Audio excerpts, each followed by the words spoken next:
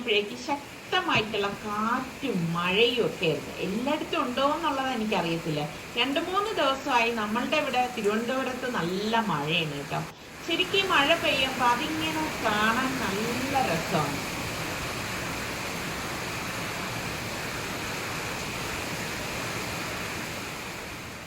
ഇപ്പതേ വലിയൊരു മഴ പെയ്ത് കഴിഞ്ഞ് മഴ പെയ്ത് കഴിഞ്ഞാൽ ഞാൻ ആദ്യം വന്ന് നോക്കണേ എൻ്റെ ചെടികളാണ് കേട്ടോ. ഇത് കണ്ട എനിക്ക് നന്നായിട്ട് പൂത്ത് നിന്ന നമ്മളുടെ ബൊക്കൈൻ വില്ലയുടെ പൂക്കളെല്ലാം എന്താ പൊഴിഞ്ഞ് കിടക്കുന്നു. പിന്നെ നമ്മുടെ സുൽത്താൻ നാട്ട ചെടി എന്തായെന്ന് നമുക്ക് നോക്കാം. ഞാൻ കാണിച്ചു തരാം ഓരോ സ്റ്റേജുവേ. ഇത് നോക്കിക്കേ, 2 കുഞ്ഞ് ലീഫുണ്ട്. ഇനി അതിൻ്റെത് തന്നെയാണോ മണ്ണിൽ നിന്ന് കിളിച്ചതാണോ എന്ന് അറിയത്തില്ല സംഭവം. എന്തായാലും നമുക്ക് നോക്കാം. അതുപോലെ കമ്പിയിലെല്ലാം വെള്ളം, ഇതൊക്കെ കാണാൻ നല്ല രസമുണ്ടേ. പിന്നെ ഇങ്ങനെ നല്ല പുഷ്ടിയിൽ വന്നതാണ് ഈ കോവയ്ക്കയുടെ. അതാ കണ്ട ഒരു കോവയ്ക്ക, പിന്നെ കുഞ്ഞു കോവയ്ക്കകളൊക്കെ ഇവിടെ ഉണ്ട്. പക്ഷേ മഴയത്തും കാറ്റത്തും ഒക്കെ ഉണ്ടല്ലോ, അതിൻ്റെ പൂവൊക്കെ അങ്ങ് പൊഴിഞ്ഞു പോയിട്ടുണ്ടായിരുന്നു.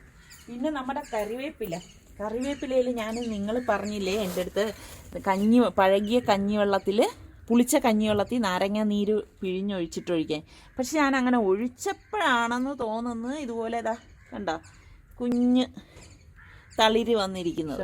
എനിക്കറിയില്ല, ഇലയൊക്കെ ഇതാ ഒരു വല്ലാത്ത ഇതിലായിട്ട് വന്നിരിക്കുന്നു. അല്ലല്ല മുൻപേ ഉള്ളത്, ഒഴിച്ച ശേഷമല്ല. പിന്നെ നമ്മുടെ പിച്ചിയെ കുറിച്ച് പറയുകയാണെങ്കിൽ അത് 5-6 ഒക്കെ പൂത്തിട്ടുണ്ടായിരുന്നു. ഇപ്പൊ ദാ ഒരു പൂ മാത്രമായി. കാരണം പൂത്ത പൂക്കളൊക്കെ ദാ പൊഴിഞ്ഞ് ഈ മഴയത്ത് പോയി.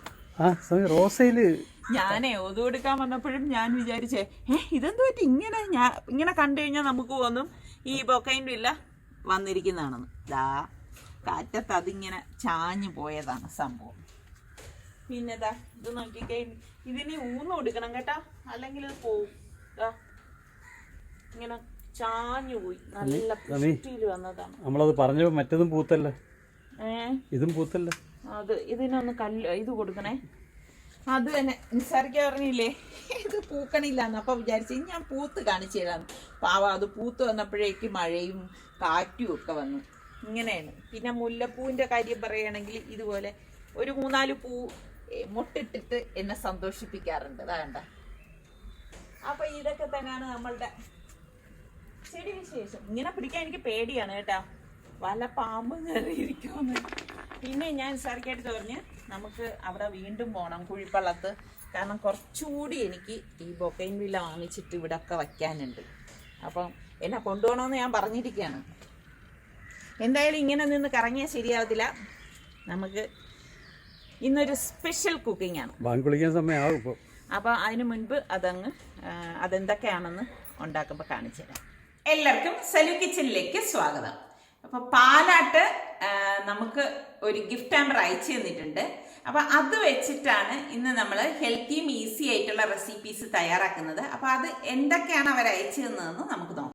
പാലാട്ടിന്റെ ചില്ലി പൗഡർ, മുളക് പൊടി, കുരുമുളക് പൊടി, മഞ്ഞൾപ്പൊടി, മല്ലിപ്പൊടി, പിരിയൻ മുളക് പൊടി, ഗരം മസാല പൊടി, വറുത്ത അരിപ്പൊടിയും ഉണ്ട്, പത്തിരിപ്പൊടിയും ഉണ്ട്. പിന്നെ മധുരത്തിന് ദേ പാലട മിക്സ് ഉണ്ട്, പാലാട്ടിൻ്റെ തന്നെ മൈദ, ദേ പാഷൻ ഫ്രൂട്ട് ജാം ഉണ്ട്, അതുപോലെ തന്നെ പാഷൻ ഫ്രൂട്ടിൻ്റെ സ്ക്വാഷ് ഉണ്ട്.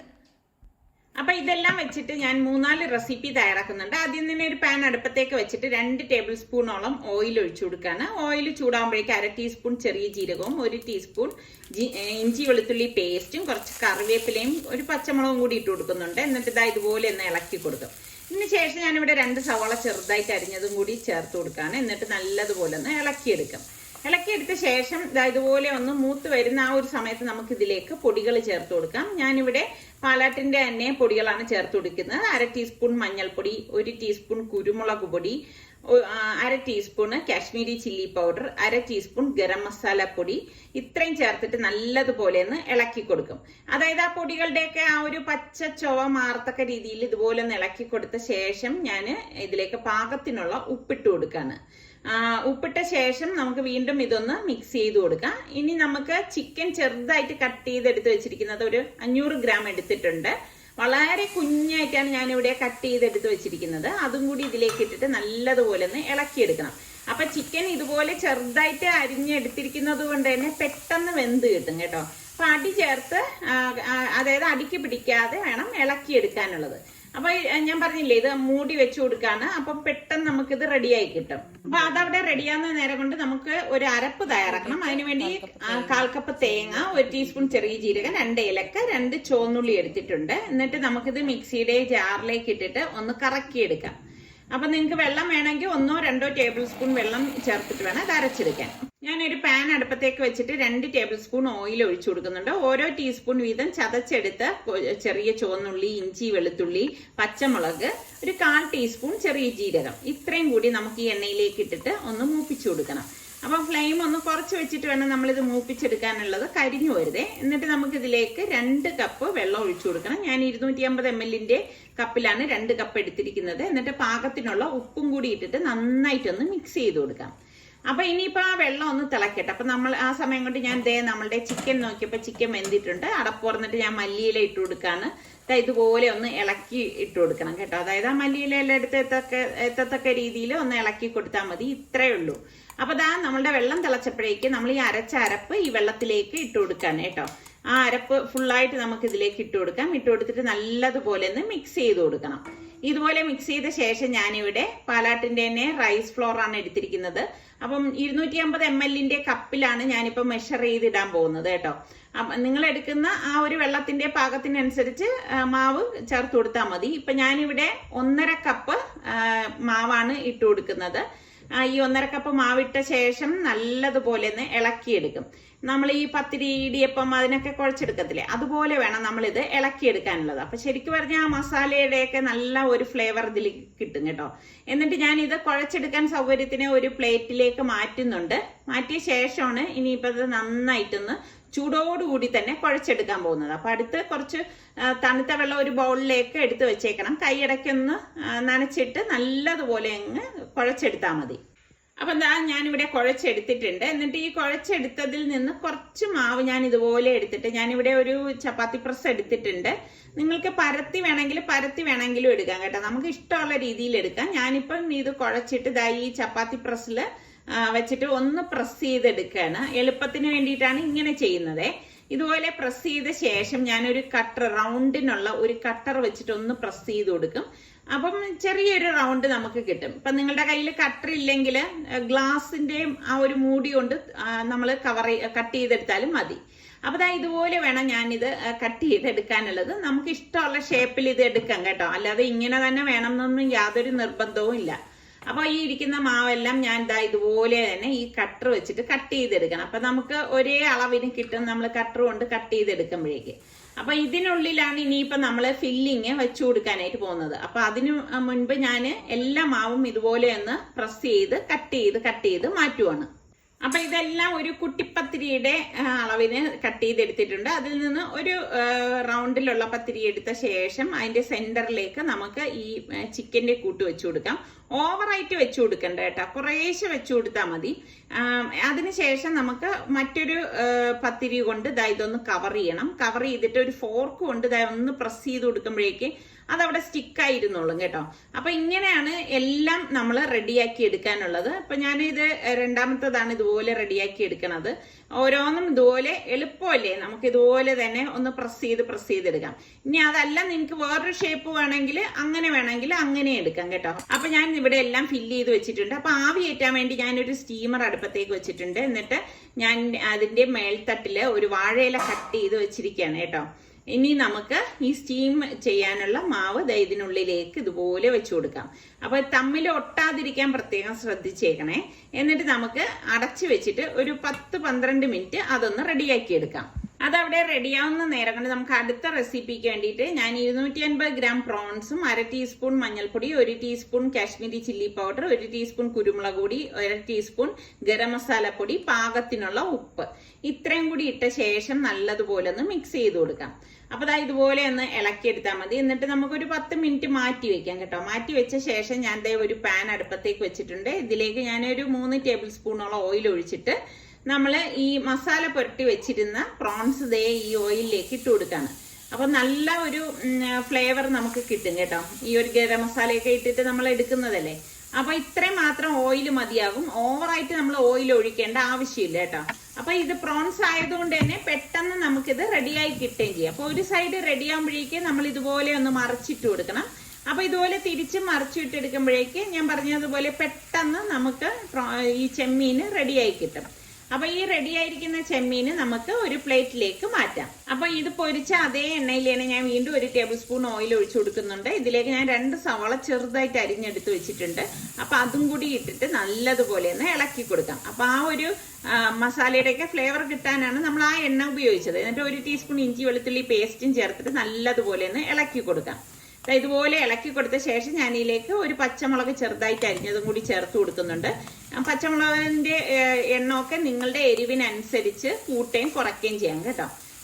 ഇതിപ്പോ ഇവിടെ വഴണ്ടി വന്നിട്ടുണ്ട്. ഈ സമയം ഞാൻ 1/4 ടീസ്പൂൺ മഞ്ഞൾപ്പൊടി, 1/4 teaspoon Kashmiri chilli powder, 1/4 teaspoon garam masala പൊടി, 1/4 ടീസ്പൂൺ മല്ലിപ്പൊടി, 1/4 ടീസ്പൂൺ കുരുമുളക് പൊടി, പാകത്തിനുള്ള ഉപ്പ് ഇത്രയും കൂടി ചേർത്തിട്ട് നല്ലതുപോലെ ഒന്ന് ഇളക്കി കൊടുക്കണം.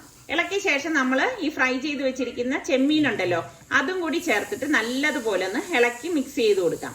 ഇങ്ങനെ മിക്സ് ചെയ്ത് കൊടുക്കുമ്പോൾ പെട്ടെന്ന് നമുക്കിത് റെഡിയാക്കി എടുക്കാൻ പറ്റും കേട്ടോ. അപ്പൊ ഇതിപ്പോ ഇവിടെ റെഡി ആയിട്ടുണ്ട്. ഇനിയിപ്പോ ഇത് കൂടുതലൊന്നും വേവിക്കണ്ട. ഇനി ഞാൻ ഇവിടെ 2 മണിക്കൂർ മുന്നേ കുതിർത്തെടുത്ത് വെച്ചിരിക്കുന്ന 1 കപ്പ് പച്ചരിയും 1/4 കപ്പ് പുഴുക്കലരിയും 1 ടേബിൾ സ്പൂൺ പെരിഞ്ജീരകമാണ്. ഇതോടൊപ്പം തന്നെ 2 ചുവന്നുള്ളി, 1 പച്ചമുളക്, കുറച്ച് കറിവേപ്പില, പിന്നെ തേങ്ങാപ്പാലും എടുത്തിട്ടുണ്ട്. ഞാനിവിടെ 2 കപ്പോളം തേങ്ങാപ്പാൽ ചേർത്തിട്ടാണ് ഇതൊന്ന് അരച്ചെടുക്കുന്നത്. പച്ചവെള്ളത്തിൽ അരച്ചെടുക്കണ്ട കേട്ടോ. നല്ലൊരു ഡിഫറെന്റ് ടേസ്റ്റ് കിട്ടാനാണ് നമ്മൾ ഈ മസാലക്കൂട്ടിനൊപ്പം തേങ്ങാപ്പാലും കൂടി ഒഴിച്ച് അരച്ചെടുക്കുന്നത്. പാകത്തിനുള്ള ഉപ്പും കൂടി ഇട്ട് കൊടുക്കണം കേട്ടോ. കട്ടിയുള്ള തേങ്ങാപ്പാലാണ് ഞാനിവിടെ എടുത്തിരിക്കുന്നത്. ഇനി നമുക്കിതൊന്ന് അടിച്ചെടുക്കാം. അപ്പൊ ഇത് നല്ല മഷി പോലെ അരച്ചെടുക്കണം. തരിതരിപ്പ് പാടില്ല കേട്ടോ. അതായത് ഇപ്പം നമ്മളിവിടെ അരച്ചെടുത്തിട്ടുണ്ട്. അപ്പം ഒരു ഇഡ്ഡലി മാവിന്റെ ഒക്കെ പരുവമില്ല, ആ ഒരു പരുവമാണ്. അപ്പൊ ഞാൻ വന്ന് നോക്കിയപ്പോഴേക്കും നമ്മളുടെ അട ഇവിടെ റെഡി ആയിട്ടുണ്ട്. അപ്പൊ ഞാൻ അതൊരു സെർവിങ് പ്ലേറ്റിലേക്ക് മാറ്റിയിരിക്കുകയാണ്. അപ്പൊ അതേ സ്റ്റീമർ തന്നെ കഴുകിയെടുത്ത ശേഷം ഞാൻ ഇതുപോലെ ഒരു മോൾഡ് വെച്ചിട്ടുണ്ട്. മോൾഡിൽ ഞാൻ ഓയിൽ ബ്രഷ് ചെയ്തിട്ടുണ്ട് കേട്ടോ. സിലിക്കോൺ മോൾഡാണ് ഞാനിവിടെ എടുത്തിരിക്കുന്നത്. ഞാൻ അതിൽ ഓയിൽ ബ്രഷ് ചെയ്തിട്ടുണ്ടായിരുന്നു. എന്നിട്ട് നമ്മൾ ഈ അരച്ച് വെച്ചിരിക്കുന്ന മാവ് കുറച്ച് കേട്ടോ, അതിന്റെ പകുതി ഇതുപോലെ ഒന്ന് ഒഴിച്ചു കൊടുക്കണം. ഒഴിച്ചു കൊടുത്ത ശേഷം നമ്മൾ ഈ തയ്യാറാക്കിയ ചെമ്മീന്റെ മസാലക്കൂട്ടുണ്ടല്ലോ അത് ഇതുപോലെ നമുക്ക് വെച്ചു കൊടുക്കാം. അതിങ്ങനെ ഫുള്ളായിട്ട് വേണമെങ്കിൽ ഫുള്ളായിട്ട് തന്നെ വെച്ചു കൊടുക്കാം കേട്ടോ. ഇതുപോലെ ഒരു ലെവൽ വെച്ചു കൊടുത്ത ശേഷം നമുക്ക് വീണ്ടും ഇതേ മാവ് കൊണ്ട് തന്നെ നമുക്ക് ഇതൊന്ന് കവർ ചെയ്യാം. കവർ ചെയ്തിട്ട് ഈ മാവ് കൊണ്ടൊന്ന് ഒരു സ്പൂൺ കൊണ്ടൊന്ന് ലെവൽ ചെയ്ത് കൊടുത്താൽ മതി കേട്ടോ. അപ്പൊ ഇത്രയേ ഉള്ളൂ സംഭവം. അപ്പം നമുക്ക് ഇത് ഞാൻ പറഞ്ഞില്ലേ, കുട്ടികൾക്കൊക്കെ കൊടുക്കണമെങ്കിൽ നല്ല നമുക്ക് ഇഷ്ടമുള്ള മോൾഡ് വെച്ചിട്ട് നമുക്ക് ഈ ഒരു സംഭവം റെഡിയാക്കി എടുക്കാം. എന്നിട്ട് നമുക്ക് അടച്ചു വെച്ച് ഒരു 10-12 മിനിറ്റ് ഇതൊന്ന് ആവിയേറ്റി എടുക്കാം. ഒരു 12 മിനിറ്റ് കഴിയുമ്പോൾ തന്നെ ഇതേ കണ്ടോ സംഭവം റെഡി ആയിട്ടുണ്ട്. അപ്പൊ ഇതൊന്ന് തണുത്ത ശേഷം നമുക്കിത് ഒരു സെർവിങ് പ്ലേറ്റിലേക്ക് മാറ്റാം. അപ്പൊ ഭംഗിയായിട്ടുള്ള ഒരു സ്റ്റീം പത്തിരി ഇവിടെ റെഡി ആയിട്ടുണ്ട്. ഇതിപ്പോ നമുക്ക് കനം കുറച്ചിട്ട് വേണമെങ്കിൽ അങ്ങനെയും തയ്യാറാക്കി എടുക്കാം കേട്ടോ. അതാ കണ്ടോ, ഇങ്ങനൊക്കെ ഉണ്ടാക്കി എടുക്കുമ്പോൾ ഞാൻ നേരത്തെ പറഞ്ഞതുപോലെ കുട്ടികൾക്കൊക്കെ ഭയങ്കര ഇഷ്ടമായിരിക്കും കേട്ടോ. നല്ല ടേസ്റ്റ് ആണ്. ഇനി ഞാൻ വാട്ടർമെലൺ ജ്യൂസ് ആണ് തയ്യാറാക്കാൻ പോകുന്നത്. അപ്പം വാട്ടർമെലൺ ഇതുപോലെ കട്ട് ചെയ്ത ശേഷം മിക്സിയുടെ ജാറിൽ ഇട്ടിട്ട് കുറച്ചധികം പുതിനയിലയും 1 പീസ് ഇഞ്ചിയും പിന്നെ നാരങ്ങയുടെ നീരും കൂടി പിഴിഞ്ഞൊഴിച്ചു കൊടുക്കണം. എന്നിട്ട് പാകത്തിനുള്ള പഞ്ചസാര ഇട്ട് കൊടുത്ത ശേഷം നമുക്കിനി ഇതൊന്ന് അടിച്ചെടുക്കാം. അപ്പൊ ഇത് ഒരു ഡിഫറെന്റ് ടേസ്റ്റ് ആണ് കേട്ടോ. നല്ല ഒരു ഫ്രഷ്നെസ് ഫീൽ ചെയ്യും നമ്മളിത് കുടിക്കുമ്പോഴേക്കും. കാരണം ആ പുതിനയിലയൊക്കെ ചേരുന്നത് കൊണ്ട് തന്നെ നല്ല ടേസ്റ്റ് ആണ്. അപ്പൊ ഇത് അടിച്ച ശേഷം നമ്മൾ ഇതുപോലെ ഒന്ന് അരിച്ചെടുക്കണം. അപ്പൊ 2 ബാച്ചായിട്ടാണ് ഞാനിത് അടിച്ചെടുത്തത്. അപ്പൊ ഇതെല്ലാം ഇതുപോലെ അരിച്ചെടുത്തിട്ടുണ്ട്. അപ്പൊ ഞാൻ ഒരു ജ്യൂസും കൂടി തയ്യാറാക്കുന്നുണ്ട്. ഒരു ബൗളിലേക്ക് 2 ഐസ് ക്യൂബ്സ് ഇട്ടിട്ടുണ്ട്. എന്നിട്ട് നമ്മുടെ പാലാട്ടിന്റെ പാഷൻ ഫ്രൂട്ട് സ്ക്വാഷ് ആണ് എടുത്തിരിക്കുന്നത്. അപ്പൊ അത് ഇതിലേക്ക് ഒഴിച്ചു കൊടുക്കുകയാണ്. ശരിക്കും പറഞ്ഞാൽ ഒഴിക്കുമ്പോൾ തന്നെ ആ ഒരു പാഷൻ ഫ്രൂട്ടിന്റെ നല്ല ഒരു മണം വരുന്നുണ്ട് കേട്ടോ. എന്നിട്ട് നമുക്ക് ഇതിലേക്ക് കുറച്ചധികം വെള്ളം ഒഴിച്ചിട്ട് ഒന്ന് ഇളക്കി കൊടുക്കാം. പഞ്ചസാരയൊന്നും ഇടേണ്ട ആവശ്യമില്ല, കാരണം ഓൾറെഡി നല്ല മധുരം ഇതിൽ തന്നെ ഉണ്ടാവും, സ്ക്വാഷ് അല്ലേ. അപ്പോൾ നമുക്ക് പാകത്തിനുള്ള വെള്ളം ഒന്ന് ഒഴിച്ചു കൊടുക്കാണ്. ഒഴിച്ചു കൊടുത്ത് ഇതുപോലെ ഒന്ന് ഇളക്കി എടുത്തിട്ട് സെർവിങ് ജാറിലേക്ക് ഇതുപോലെ ഒഴിച്ചു കൊടുക്കാണ്. അപ്പൊ നോമ്പ് തുറക്കുന്ന സമയമാകുമ്പോഴേക്ക് നമുക്കിത് കറക്റ്റ് പരുവായിരിക്കും കേട്ടോ. അടുത്ത് ഞാൻ ബിസ്ക്കറ്റ് വെച്ച് സിമ്പിൾ ആയിട്ടൊരു സാൻഡ്വിച്ച് തയ്യാറാക്കാണ്. നമ്മളുടെ പാലാട്ടിന്റെ പാഷൻ ഫ്രൂട്ട് ജാം ആണ് എടുത്തിരിക്കുന്നത്. അത് കുറച്ചിങ്ങനെ ഒരു ബിസ്ക്കറ്റിലേക്ക് ഒന്ന് തേച്ചു കൊടുക്കുക. എന്നിട്ട് മറ്റൊരു ബിസ്ക്കറ്റ് കൊണ്ട് നമുക്ക് ഇതൊന്ന് കവർ ചെയ്ത് കൊടുക്കുക. ഇത്രയേ ഉള്ളൂ സംഭവം. പിന്നെ ഇതിനെ ഒന്ന് മോടിയാക്കാൻ വേണ്ടിയിട്ട് ഞാൻ ഒരു ചെറി നിങ്ങളുടെ കയ്യിൽ ടൂത്ത് പിക്കോ ഈർക്കിലോ എന്തെങ്കിലും കൊണ്ട് ഒന്ന് കുത്തിയിട്ട് ഇതൊന്ന് ആ ചെറിയ ഇതിലേക്ക് കുത്തി വെച്ചു കൊടുത്താൽ മതി. അപ്പൊ എളുപ്പമല്ലേ ഉണ്ടാക്കിയെടുക്കാൻ. ഇതുപോലെ ഹോളുള്ള ബിസ്ക്കറ്റ് എടുക്കാനൊന്ന് ശ്രദ്ധിച്ചാൽ മതി കേട്ടോ. അപ്പൊ കുട്ടികളൊക്കെ ഉള്ളവര് ഇതുപോലെ പാലാട്ടിന്റെ ജാമൊക്കെ വാങ്ങിച്ചിട്ട് കുട്ടികളെ സന്തോഷിപ്പിക്കാൻ ഇതുപോലെയൊക്കെ ഒന്ന് ചെയ്ത് നോക്കിക്കേ, അവർക്ക് തീർച്ചയായിട്ടും ഇഷ്ടപ്പെടും. പാലാട്ടിന്റെ പ്രൊഡക്റ്റ് കൊണ്ടുള്ള 4 വിഭവങ്ങൾ ഇന്ന് ഞാൻ ഉണ്ടാക്കിയിട്ടുണ്ടായിരുന്നു. അപ്പൊ അതിൽ ഏതാണ് നിങ്ങൾക്ക് ഇഷ്ടപ്പെട്ടതെന്ന് കൂടി പറയണം കേട്ടോ. അപ്പം നിങ്ങളും ഇതുപോലെ പാലാട്ടിന്റെ പ്രൊഡക്റ്റ് വാങ്ങിച്ചിട്ട് ട്രൈ ചെയ്ത് നോക്കുക. നല്ല സംഭവമാണ് കേട്ടോ. അപ്പൊ എല്ലാം നോമ്പ് കുറിക്കാൻ നേരമായപ്പോഴേക്ക് ടേബിളിലേക്ക് വെച്ചു. ഇപ്പൊ ബാങ്ക് കൊടുത്തു. അപ്പൊ നമ്മൾക്ക് ഇനിയിപ്പൊ നോമ്പ് ഉറക്കാനായിട്ട് പോവാണ്. അപ്പൊ ഇന്നത്തെ എപ്പിസോഡ് നിങ്ങൾക്ക് എല്ലാവർക്കും ഇഷ്ടമായെന്ന് വിശ്വസിക്കുന്നു. അപ്പൊ അടുത്ത് ഇതുപോലെ നല്ല റെസിപ്പിയുമായി വരുന്നത് വരെ എല്ലാവർക്കും ഒരിക്കൽ കൂടി റംദാൻ മുബാറക്.